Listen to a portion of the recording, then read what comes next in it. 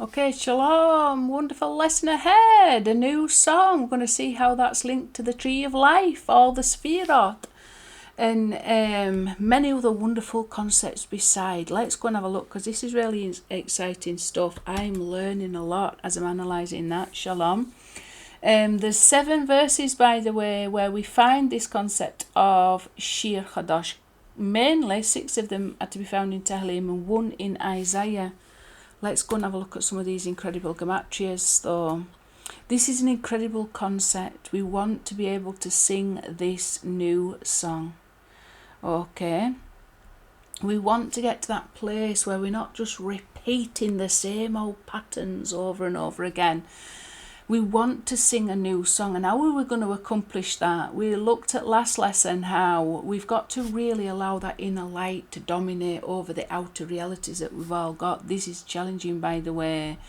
I just had a bit of a meltdown recently, and really challenging emotionally for me and spiritually. We're all one big conflict for me, and I'm just totally and utterly overwhelmed. I know we've all faced times like that, where it just all just gets on top of us and all the filth starts to surge to the surface, and it just compounds the problem, doesn't it?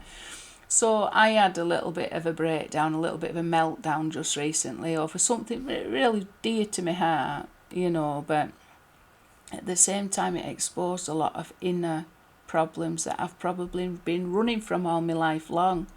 And not even knowing it, not even knowing what I'm running from. You can sometimes run from your own shadow, and this shadow comes about usually through childhood trauma. It did do in my case. And I ended up having a conversation with this therapist today. She absolutely blew my mind. Sometimes when you're spiritual people like myself and you're always looking for spiritual answers, you don't ever believe that somebody's got the answers that you would need. When you're looking at your life and you see how complex it is, and you think to yourself, I went to Christianity and I went to Judaism, and now where am I? You're wondering where you are spiritually, and you've met certain people along that journey that you're really very precious and close to, and it all seems to get all confused together. And you don't believe nobody can really help sort out your problems. Even if you don't go, who do you go to? You can't go to a vicar, you can't go to a rabbi, you can't go to an imam. They're never going to understand where you're at spiritually.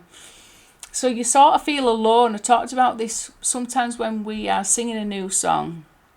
When we are doing something, anything new, we're alone.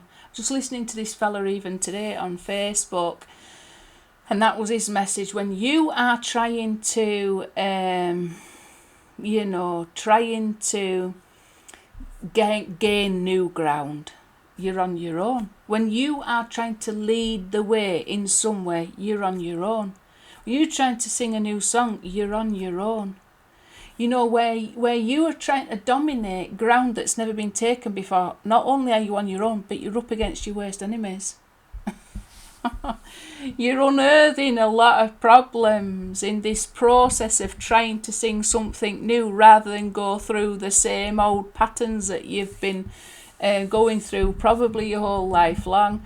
So I must have reached a certain point where I just thought, just let it all out, see what they can do with this one then. So I'm telling this poor therapist, and she's a right gently spoken Scottish woman. I'm thinking they've probably never come across out as crazy as this in all their life. And I'm telling them how I went to Christianity, and then I started questioning, and I went to Judaism, and it really resonated with my soul, and I thought that were it. And then no, I'm disappointed. And then I would recently met this person as a really special person, and I had a really close friendship with him for a while. But then it's all got messed up, and and I was trying to explain, and I was thinking, I don't know why I'm even saying this. This is going nowhere. I'm just wasting. I just need to get it out and say to anybody who's prepared to listen the dilemma that I found myself in, because you're alone. This is a psychologically challenging place to be in, a spiritually. When you're pioneering new ground, that was the word I'm wanting to learn. It's challenging, and you think, are you up to the job? And all your demons come out to haunt you.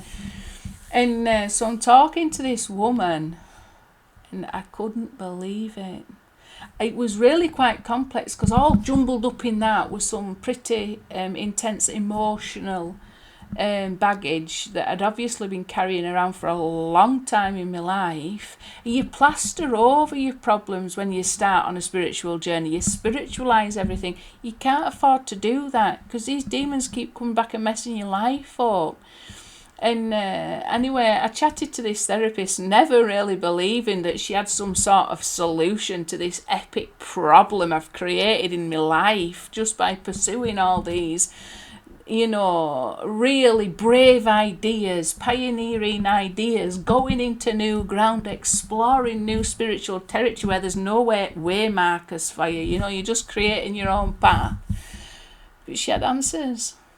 Going back to what I said on last lesson, get your problems sorted out. There's people out there, God will put them in your way, that can come up with some fairly, even quite standard solutions to the problems, because we're all human.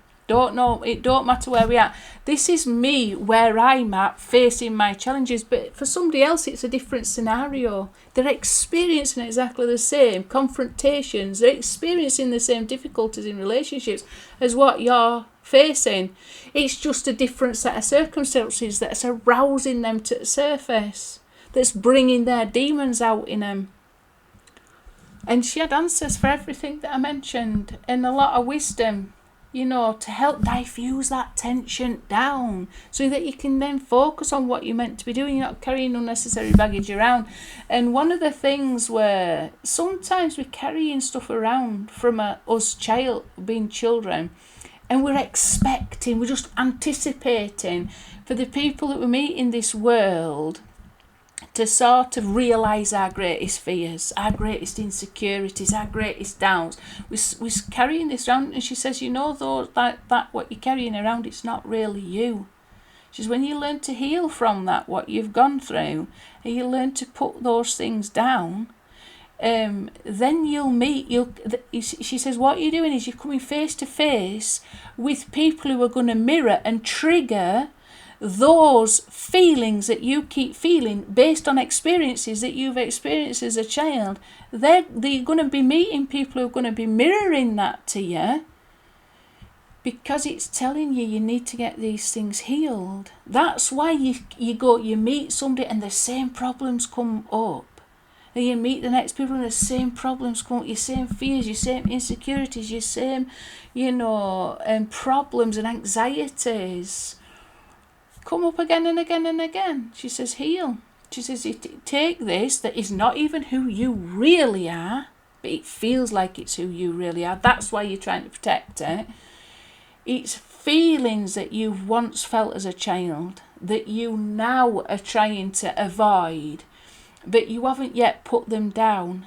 You haven't yet learnt to deal with them, and you haven't heal from them. So you're just going to get a constant reminder from the outside world, the thing that you still need to rectify. This falls in line with what we've got to do. We've got to rectify our physicality. This has been an evil world. It's imposed a lot of evil on us, and that has etched its way in to the marrow of our bones, and we've got to deal with that now. Nobody's going to heal for you. Nobody is going to put this down for you. We're all going to have to go through our healing processes. We're all going to have to learn who am I? Not be defined by feelings that you felt going even back to your childhood, insecurities. And I thought to myself, that's a really healthy way of looking at it. And she says, as soon as you've healed, she says, you will come face to face with not somebody who's going to mirror that back into your life, but somebody who's going to give you what it is you deserve. And I thought that were really good, because there's probably the vast majority of us have probably suffered from relationships where they've just confirmed our worst nightmares. They've just highlighted our deepest insecurities. They've made us feel those same feelings that we felt as a child, and we can't escape them. Why not? because we hadn't healed from them. So this goes back to what I was saying in last lesson. We've got to deal with that. And the fact there's people out there, we are quite, anybody who's listening to this, I know they've got a certain level of complexity spiritually. You know, because people are like is drawn to like, isn't it? So there's people who are obviously challenging the narrative spiritually who are going to be listening to this. But you might benefit from these words that I'm saying, because do you know what? It would just like, honestly, it were like a chiropractic. I once had my friend come over from Israel and he stayed with me for 6 months. And he's been before. He's a proper from Sephardi Jew, you know, proper peyotes wrapped round his ears and everything. Constantly wearing his tali, his katan, talit katan. And, you know, very, very very, very orthodox, wonderful, wonderful young man. Came to my house and studied Talmud and was helping me go through a conversion at the same time, which I never ended up doing, by the way, but it were an interesting experience having him around anyway. A wonderful energy to have in your home. But I remember, like, when he got here, we barely knew each other. We'd been talking and chatting over Messenger and whatnot, but it were basically a stranger. We were only going to come for 2 weeks, and then he ended up staying for 6 months.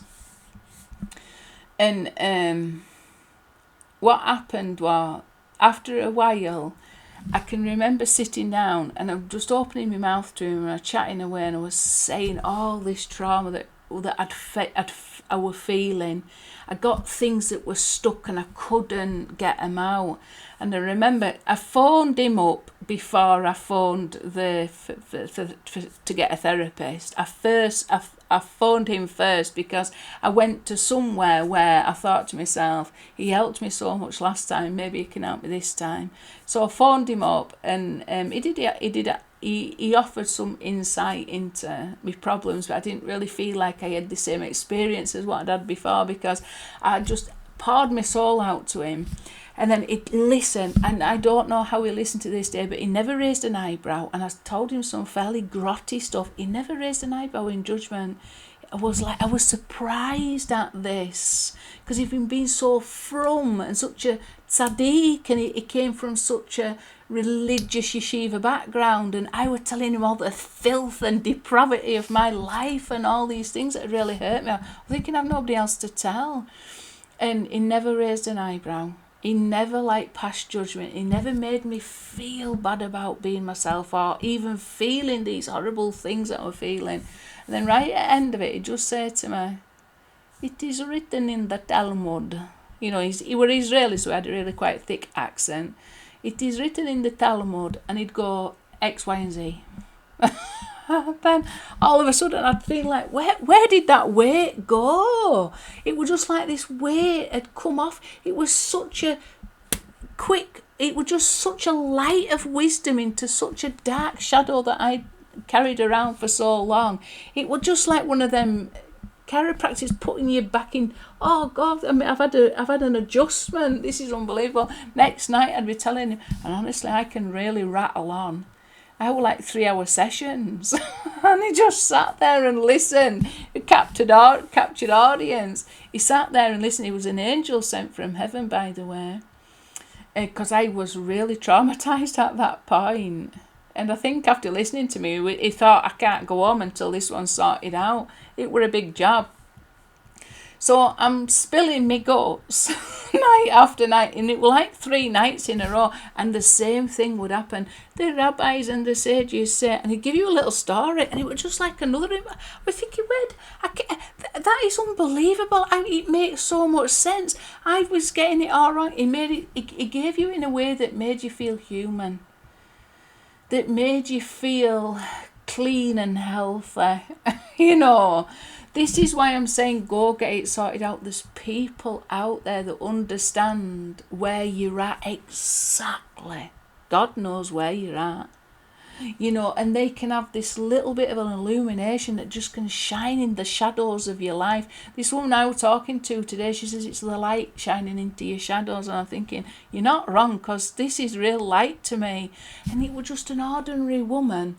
phoned up. I've recently had an ADHD diagnosis, so I'm still in contact with a mental health nurse that did all the assessment and passed me on to psychology so I could get that to deal with my neurodivergency. And there's a lot of negatives as to that. There's a lot of positives. Probably all these teachings that I've done have come from the fact that I'm neurodivergent. There's some sort of superpower in it all, but there's also then the backlash to all that extra energy or divergent ways of thinking. So I stayed in contact with mental health nurse. She was absolutely brilliant. She put me in touch with this counsellor. I had to go through this whole interview before I got the right counsellor for me. And I was just thinking, this is just going through motions. Nothing's going to get accomplished through this. I just had a bit of a coughing fit then. I thought, nothing's going to get accomplished through this. I'll just open my mouth and spill my guts again and see where it gets me. And honestly, I was shocked. I was writing the answers down. I was like, this is unbelievable. I couldn't believe how she was able to grasp my situation. And how she was like really gentle with the reality, giving you an objective perspective on it that didn't sort of like crush you and make you feel, oh yeah, I'm useless, that's it, you've just confirmed my worst nightmares. She was just very gentle about it. She was very objective, and she put my mind at rest. And I was thinking, well, after 50 minutes, it were all done over telephone. After 50 minutes, I am so glad I made the effort. I recognise that I probably need a little bit of help because I'm getting traumatised by, a few things that are just not right in my life at this time.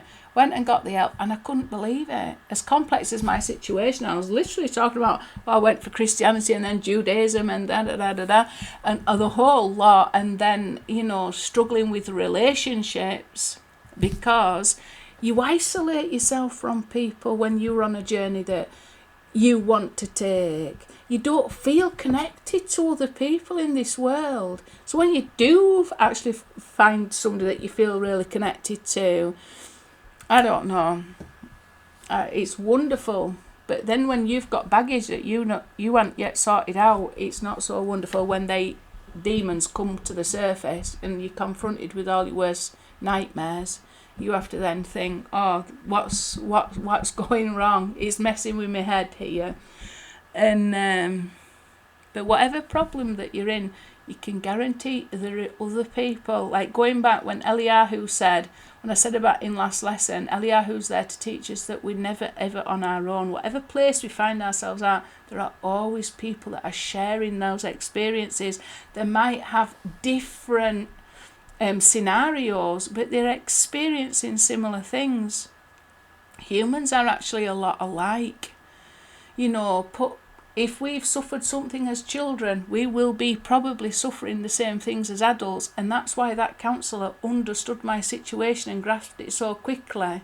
Even though I thought it was a highly complex scenario, she was able to see emotionally the impact that was going to be having on me and come up with a solution to that problem. And I was really thankful for it. I'll have a lot of work to do to work on myself so that I am in a place where I can sing a new song. And do you know what? Hopefully, what I want to get out of it, I don't want to be singing the same old song that I've always been singing. I don't want this world to mirror my or trigger my insecurities and fears and worst case scenarios. I want to heal so I can sing a new song and live that song in my life. Whatever groundwork I've got to do to resolve this problem, whatever I'm carrying around from my childhood that I shouldn't be carrying around, that I need healing from, let's get on and do it. And don't be afraid. And anybody who can identify that, I suggest you do the same. Get a good therapist to help you through.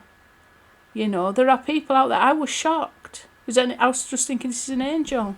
This is an angel. I've been pushed by Hashem to this situation just to sort this mess out once and for all. I don't know whether I'll ever sort out all my problems in life, but I'll give it a good go.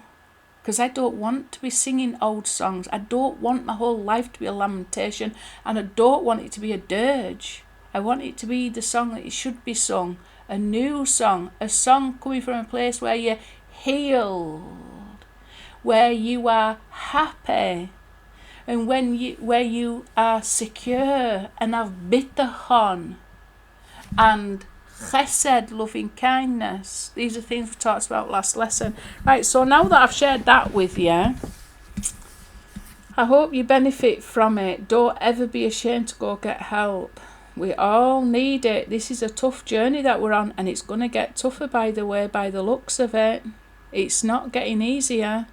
So get on whilst you've got chance, and whilst the resources are available, and whilst you've still got strength.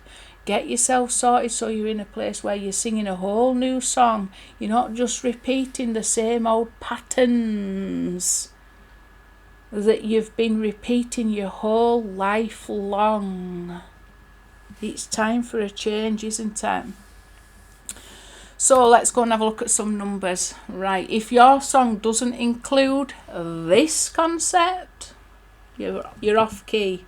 So accounted him as plagued, smitten by God and oppressed. This is talking about Mashiach ben Yosef. So if your inner soul song doesn't include bearing witness to what Yotewah has done through Yeshua HaMashiach, you're off key. You're missing some really important notes. You're probably not singing anything new. Okay, so he did suffer. And we've suffered with him in this Edomite exile. We have been also plagued and smitten by God and oppressed. Why? So we'll get on and do whatever remedial work needs to be done, rectification work needs to be done, so that we can then sing a new song. We're not just going round in circles. God himself has placed us in a situation to give us a work to do that requires a lot of rectification. We just have to get on and do it now. Okay, and it's that's quite an interesting word as well, isn't it? Cheshavnuhu, cheshbon. It's related to cheshbon, isn't it? Accounting. We've got to account for ourselves. We've got to do an accounting for our life. You know, if we keep making the same mistakes, or if the same patterns come up, or if the world is mirroring us, the same things that are triggering us, the same things, let's get that sorted. Let's stop that pattern and cycle from being established any further. We need to account for our own lives, the way we've been plagued and smitten and oppressed. Why has that been so? Because Yodewah has got an ultimate goal to reveal his name. In what way can his name be glorified? Through us being plagued, smitten, oppressed, and such. Because we have been. We are in this exile with Mashiach ben Yosef, and he is helping us accomplish our rectification. Got to give him the opportunity to allow that healing power into our lives. This is wonderful. Let's just bring up the numbers. So you've got the 10 Sephiroth. This is the tree of life. This is the way Yodewah. This is the channels through which Yodewah reveals himself and manifests himself. So you've got the 10 Sephiroth: crown, Keter, Chochmah, Bina, Chesed, Gvura, Tiferet, Yesod, Netzach, Hod, Malkuth. So you've got the three levels. You've got Keter, Chochmah and Bina. They're like your intellect, and then you've got your emotions, haven't you? You know, we're living in a world where our emotions are not rectified. So you've got loving kindness, Gevurah, might, discipline, beauty, Yesod, eternity, and Netzach and Hod. They're all your emotions that need to be rectified. And then you've got kingdom, when we want in the whole kingdom of heaven to be established on earth. Are we wanting the pattern that we have seen in heaven to be built down on earth? Don't compromise that. You know, if you've had a revelation of Mashiach, Yeshua, it gets forgotten in the wickedness of this world. But that's the pattern that you were shown, and you are to build according to that pattern, not according to the pattern of this world. So you see all these patterns that we have formed in our hearts and in our minds that affect our behaviour and affect the way that we relate to other people. We need to break that pattern, because that's a pattern of exile. That's a pattern of suffering. We have been shown a heavenly pattern. We've been shown the name of Yod-Heh-Wah as revealed through Yeshua HaMashiach, as revealed in the Torah of Moshe. Build according to that. Build according to that. Not according to what we see and experience and feel in and through the wickedness of this world. So if we add all the regular in Ordinlook for all the Sphira on the Tree of Life, it comes to, let me get this right, 3,288, which is 2 times 1,644, and that's Mashiach ben Yosef, I'll show you why, which is 4 times 822. Okay, so connected to the new song. It's all perfect, by the way. This is the Tree of Life. We've got to radiate out that pattern of his name in our lives. Okay, and conform and build in accordance to that. Talked about he builds his world on loving kindness. That is a foundation. It came up last lesson, you know, when it talked about the congregation of the Chassidim, the congregation of loving kindness. These are the ones that are singing the new song. It's so very, very powerful. We've got to be kind. It's not easy to be kind. Sometimes we're cruel. Why are we cruel? Because this world's been cruel to us. It's all we've known at times. And we're defending ourselves. We're trying to protect ourselves from being hurt and from experiencing all those horrible things that we've experienced previously. It's a survival technique. It's necessary in some situations. Some situations when it comes to needing to thrive, the survival mechanisms that we've developed, they're going to be our worst enemy. When you want to thrive, you've got to stop living in survival mode. So this is how it is, Mashiach ben Yosef goes, Baruch haba b'shem Adonai. Blessed is he who comes in the name of our Lord. 1,644, 2 times 822. You will not see me again until you say, blessed is he who comes in the name of the Lord. We've got to know exactly what he meant when he said that. Because it's not magic. It's not just uttering those words. It's knowing what he meant for us to say. And this is all connected to what I'm saying. We've got to copy.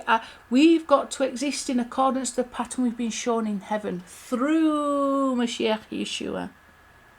Okay.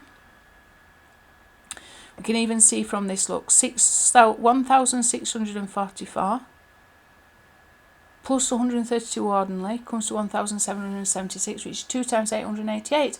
What is 888? 888 is Hamoshiach spelt out to the first filling. So it's 2 times the Mashiach. Mashiach ben Yosef, Mashiach ben David. Nachash Nachesh, divine. So this is the unholy opposite, isn't it? This is the sort of the magic side of it. This is when our knowledge of the Mashiach is fully restored. And exactly what he represents. A revelation of the name of Yod-Heh-Wah. This is when we think we can get by on magic. Well, if I just say these words. You know, Baruch haba b'shem Adonai. You know, it's abracadabra, isn't it? That's the mentality of a lot of people, and they're relying on that power. It's not where it's at. It's an unholy opposite. For everything holy, there's an unholy opposite. There's something that's going to block your way. And divination is one of them. There is no divination in Yaakov. I did a video about that recently. It's wonderful. Okay. This is quite interesting. Noah ish hadamah, Noah, man of the earth. I did a really good teaching on this. This is where it comes from. It comes from a teaching of we're always looking for a quick fix in life. Noah was somebody who represented that quick fix. I'm going to interpret it favourably, Noah favourably, but there is a rectification for Noah. It's called Mashiach ben Dawid, and I'll show you all the numbers that show that. Did a teaching on psychedelics, because we're always looking for a quick fix out. We were always looking, we've got a problem, we've got an emotional problem, let's just fill ourselves full of medication. That'll do the trick. It doesn't do the trick. Okay, if you've got a deficiency in where you don't function properly and you need medication to help you actually function properly, that's okay. If there's natural remedies that can help you do that, that's better. If there's conventional medicines that help you to do that, then you owe it to yourself to do that. However, Noah had an idea where he wanted to solve the problems of Adam. The problems of Adam are not going to be solved with a quick fix. He wanted to solve the problems of Adam, and this whole story of him with a vine and then drinking the wine and the whole episode that happened in his tent, okay, is a code name for him trying to go down into the sort of like bowels of the earth to try and figure out what the sin of Adam was and then sort it out in a quick way. It was a portal. It was, according to the sages, it was some sort of portal. What he was trying to experience in order to quickly fix all that needed fixing. He was a terrified man. He just experienced the flood. He was looking for a solution, but he was looking in the wrong places, because God had a time frame. God had a time frame where he wanted man to be restored fully, and he wanted it, and he wanted all humankind to go through that process of rectification, and God had a plan and a time frame for that, and that was 6 days of creation, which is 6,000 years of rectification. And then we will be finally ushered in on King David with the 7th day, the 7th millennium, the 1,000 years of rest, and then we will then enter what's called the world to come, which is purely spiritual world. But Noah wanted a quick fix. Nadab and Abihu were the same, the foreign fire. They went in at the inauguration of the temple. They wanted to do something at that moment. They realised it was highly auspicious. It was the 8th day. We want in the 8th day. We want in the world to come now. And they tried to do something then. It cost them their lives. It wasn't the time for that. Okay, so you want to sing a new song, you got to go through the normal process of rectification, and this was linked to the concept of psychedelics. I don't know whether you're aware of this, but early on in most of the religious practices and the Kabbalistic practices, definitely within a lot of the top Kabbalists have relied on psychedelics and stuff like that in order for them to experience ultra spiritual, transcendent experiences. What have they gained by doing that? They've probably introduced a lot of false teachings within Kabbalistic teachings, possibly, I don't know. It was very prevalent within early Christianity, the use of magic mushrooms and stuff like that. I'm not saying that there won't come a time where there is some use in things like that, but it can be very, very, very dangerous. It can be a very dangerous mentality, and it's linked to Noah, because he was the one that tried to do it. It's written about in the Zohar and other teachings. However, how's it linked to this? It's linked to the new song. The new song ain't going to come by that way. When I did the teaching on Noah and the psychedelics, I did say that there is room to understand that there is a medical application for things like these mushrooms. Not a recreational level of use, but perhaps we have suffered, our brains have been traumatised, literally physically traumatised, and maybe there is some compound within the mushrooms that can help restore some of that disconnect, some of that cerebral disconnect, some of those pathways, some of those neurological deficiencies that we've got. Maybe the mushrooms can help release some of that, some of those blockages. It would appear so. It would appear that, like psilocybin and stuff like that, has a very positive effect on people who are suffering from the trauma of this world. So I'm not fully opposed to the use of it with the right intention, and in order to bring you to a place of restoration and healing, so that you're able to sing a new song. But it's not that in and of itself. It's got to be part of an holistic approach to wanting to get as well as what you can do, given the trauma and the generational trauma and the sin of Adam. It goes on. We've a lot of work to do.